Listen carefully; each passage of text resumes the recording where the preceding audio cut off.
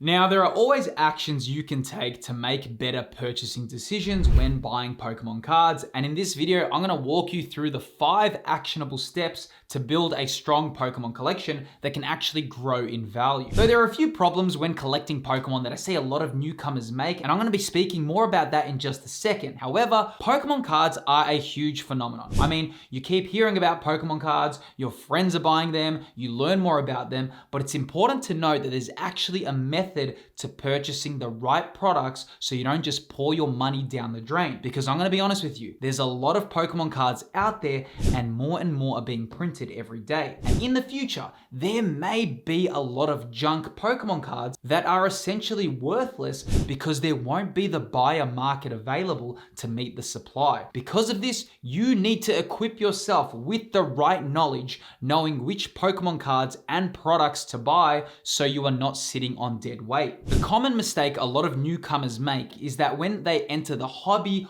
they buy a lot of cards haphazardly and they do not care too much about the quality or the demand for the specific card. Now, collecting is about buying what you love, though I do believe that everyone who collects Pokemon or any other TCG should be somewhat strategic to ensure some of their collections have the chance to appreciate over time. Now, Pokemon cards are becoming more popular and collectors are taking investing in collectibles far more seriously, and there's a reason why this field is booming and it will continue to grow, which I will be answering in detail later in this video. However, with all that out of the way, let's discuss the 5 actionable steps you can take to make your Pokemon collections grow in value. Now, number 1, understand the importance of ace Pokemon and high rarity. If you see the release schedule of Pokemon sets, you will understand just how many cards are printed. With this comes a lot of Pokemon cards, though there are more and more Pokemon cards being printed than collectors can even keep up with. Now, the hobby is growing, that is no secret whatsoever. We can see a huge number of collectors entering the hobby every day. And as much as the hobby is growing and it's really great, it's going to be very hard for some of these cards to maintain their values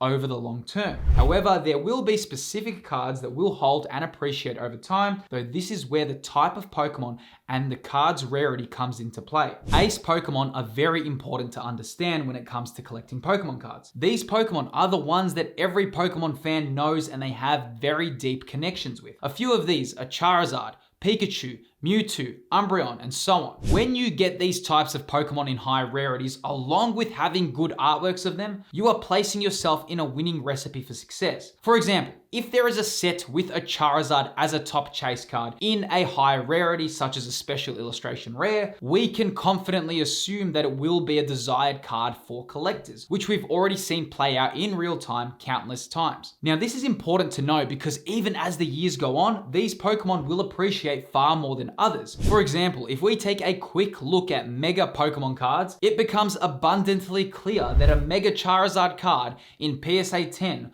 will have a larger buyer market than Mega Heracross in PSA 10, irrespective of the pop reports. So as a collector and investor, learning your Pokemon, learning the rarities along with the chase cards is important knowledge for you to equip yourself with, as when you have this knowledge, you can make more strategic plays when purchasing particular Pokemon cards as investments. So rather than just buying any card, try to have a very healthy balance of loving the card and also having the future knowledge that it will appreciate over time because of its impact within the Pokemon market. Now also, I just want to say, if it is your first time here, welcome to the channel. My name is Phil and I'm a marketing professional who has a massive passion for Pokemon collecting and investing. So please feel free to subscribe to the channel if you've been enjoying the content. And also, if you're into Pokemon collecting and investing and would love to connect with like-minded people, then I really recommend you check out my channel's Discord server. Honestly, the server acts more than just a place to hang out. I'm very focused on building a hub for passionate Pokemon collectors and investors, and hopefully you'll find some really interesting discussion points that you won't see anywhere else. The Discord invite is included in the description of this video, and hopefully I'll see you there. Now, moving on to number 2, the iconic chase cards of any era will always hold a special place in the hearts of collectors, often making them safer investments compared to underrated cards. Now, sometimes when speaking about high valued cards, people can be a little bit weary, though this is very crucial to understand. Whenever we look at an era of collecting, the best cards are usually the top chase cards of the era. Now, literally, I'm talking about the true all-stars of the generation. For example, for Sword and Shield, the all-stars of Sword and Shield are Gengar VMAX, Giratina V, and of course Moonbryon from Evolving Skies. Or for Generation 7, we have the Latias and Latios Team Up Alternate Art, or the Charizard GX from Burning Shadows. Now, the reason why this is so important is because as time goes on and collectors move on, these top chase cards from the era remain as relics of that time period and they become the most iconic. When looking at these top chase cards, they are recognizable and have made their place within the era. Our brains usually remember big moments, so we are tailoring our purchases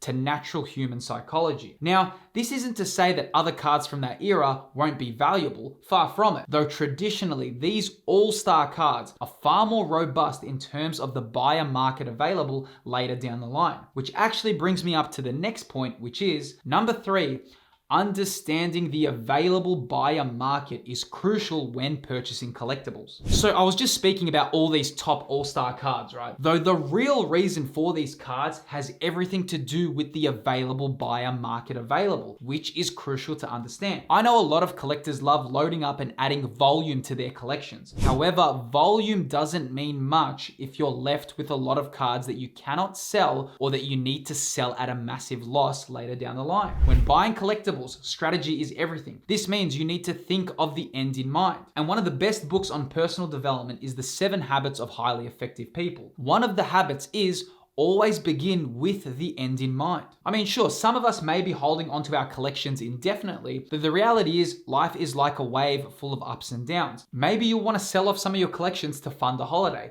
The actions you take today give you the best chance of selling your collection for a profit in the future. So when we think of available buyer market, this is important. I mean, right now, if I needed some money and I listed a PSA 10 copy of the Latias and Latios Alt Art from Team Up, and if I placed it on eBay and I sponsored the listing for a 10-day auction, I could very confidently say that it would sell for a decent price along with having a high buyer market. I already know it will sell for a nice price, and that's because it is an all-star card. Now, nothing in life is guaranteed, but it does place me in the best position for success. So that's why understanding buyer markets is crucial when purchasing Pokemon cards. If you're buying the desired collectibles, that's way more better than just adding volume to your collection needlessly. Because when you want to sell, which one day may happen, you are placing yourself in the best position for success. Now, moving on to number 4, it is avoid buying during bull runs because Pokemon cards are cyclical. One important area to focus on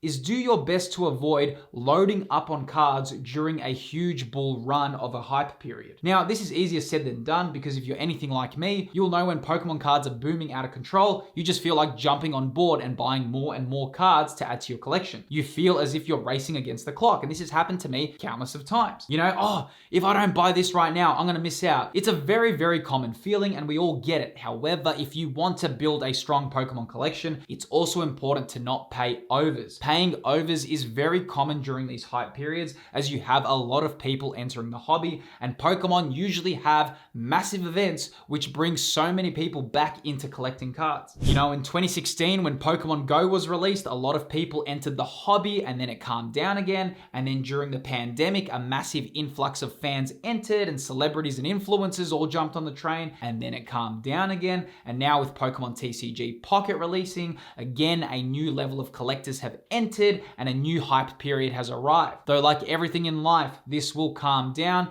and then guess what? It's gonna start rising again, and then it's gonna calm down and then it will rise again. It's very, very likely that the kids who are collecting with their parents today and collecting Pokemon cards now will grow up and have adult money and want to revisit this iconic Pokemon TCG era. And when that happens, it's likely some of these collectibles will be super expensive in price. Is that guaranteed? Absolutely not, though this is usually how these markets behave. That's why it's very important to buy your collectibles in quieter periods rather than these huge bull runs. Now, it's also true that some collectibles may never get their quiet period, but at least you're thinking strategically rather than focus too heavy on emotion and the fear of missing out. That's why it's important to wait when a single is released, because pre-release prices in early days can be quite insidious with how quick some cards can rise in price. So, you just need to have some faith that cards and singles can also drop in value. Now, number 5 is learn to play the long game. So it should be said, if you just found out about Pokemon cards, maybe from a friend, or you just started joining up because you've heard of a hype train, you're probably in a losing position from the start. The reason why is because it's likely you don't have the long knowledge of how Pokemon cards work. Having confidence in Pokemon as a franchise is something that I personally feel has to be experienced. A lot of us who invest in collectibles have been playing the game since we were kids, and we've experienced different generations and seen how Pokemon has changed, along with seeing how Pokemon has taken the world by storm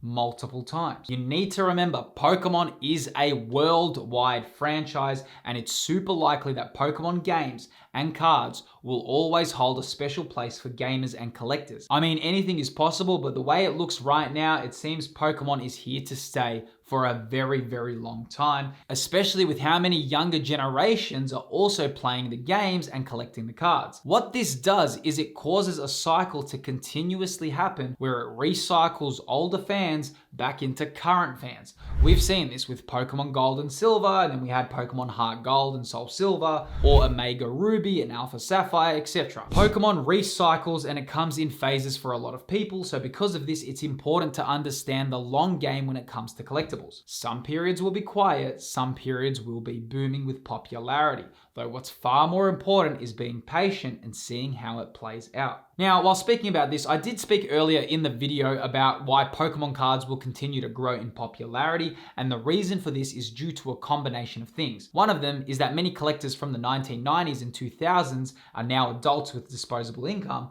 fueling demand for rare and iconic items from their childhood, and you've got these influencer-driven live openings and record-breaking auction sales that have also brought Pokemon into the mainstream spotlight, which is attracting new collectors. Don't forget that Pokemon is constantly marketing themselves to younger generations who will continue to have a strong connection with Pokemon as they grow up. This will fuel the same nostalgia millennials are currently experiencing, which will likely have some of today's most desired cards become incredibly sought after in the future. Though as awesome as this is, it does bring up the question, what are some Pokemon investing mistakes that should be avoided?